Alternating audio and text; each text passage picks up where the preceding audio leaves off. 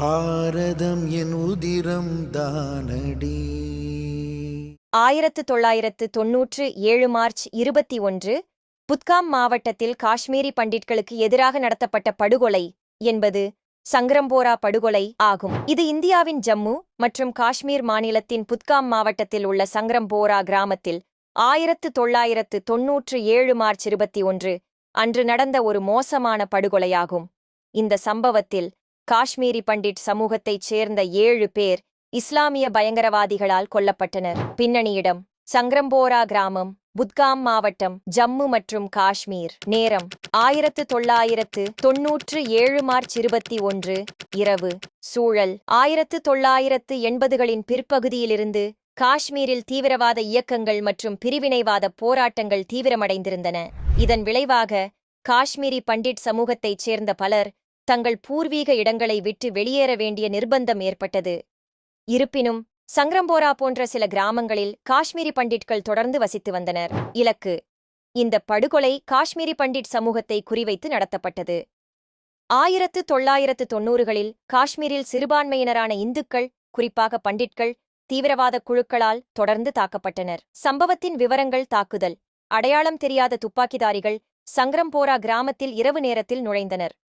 அவர்கள் காஷ்மீரி பண்டிட் குடும்பங்களை குறிவைத்து 7 பேரை வீடுகளிலிருந்து வெளியே அழைத்து வந்து வரிசையாக நிறுத்தி துப்பாக்கியால் சுட்டுக் கொன்றனர். பாதிக்கப்பட்டவர்கள்: கொல்லப்பட்டவர்கள் அனைவரும் காஷ்மீரி பண்டிட் சமூகத்தைச் சேர்ந்தவர்கள், குறிப்பாக பட் குடும்பத்தைச் சேர்ந்த 7 உறுப்பினர்கள்.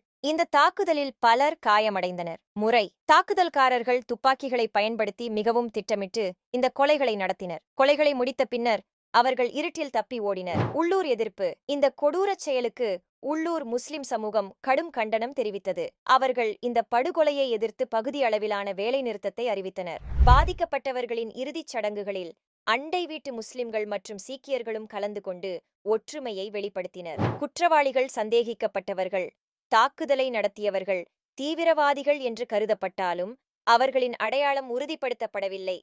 இந்த கொலைகளுக்கு எந்த ஒரு குறிப்பிட்ட தீவிரவாத அமைப்பும் பொறுப்பேற்கவில்லை. காவல்துறை விசாரணை: காவல்துறை இந்த வழக்கை விசாரித்தது, ஆனால் குற்றவாளிகளை கண்டறிய முடியவில்லை. இறுதியில் இந்த வழக்கு கண்டறியப்படாத அன்ட்ரேஸ்ட் வழக்காக மூடப்பட்டது. சமூக தாக்கம்: இந்த படுகொலை காஷ்மீரில் காஷ்மீரி பண்டிட் சமூகத்தின் பாதுகாப்பு குறித்த பயத்தை மேலும் அதிகரித்தது. இது பல குடும்பங்கள் காஷ்மீரை விட்டு வெளியேறுவதற்கு ஒரு காரணமாக அமைந்தது. அரசியல் எதிர்வினைகள்: இந்த சம்பவம் இந்தியாவில் பரவலான கண்டனங்களை பெற்றது. இது காஷ்மீரில் சிறுபான்மையினருக்கு எதிரான தொடர்ச்சியான தாக்குதல்களில் ஒன்றாக கருதப்பட்டது.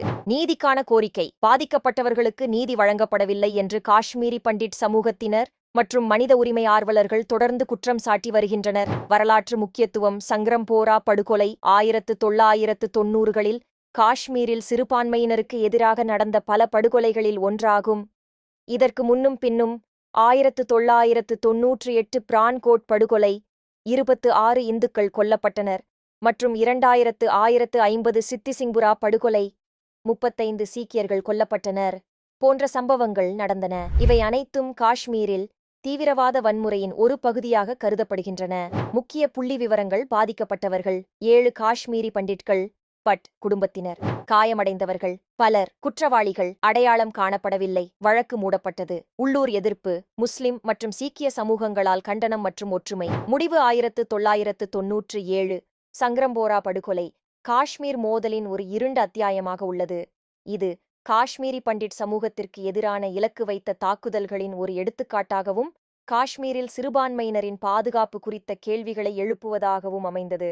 இந்த சம்பவத்திற்கு நீதி இன்னும் கிடைக்காதது காஷ்மீரில் மனித உரிமைகள் மற்றும் நீதி குறித்த விவாதங்களில் தொடர்ந்து முக்கிய இடம் வகிக்கிறது. மேலும் இது போன்ற வீடியோக்களை காண தேசியவாத நியூஸ் யூடியூப் சேனலை சப்ஸ்கிரைப் செய்யுங்கள்.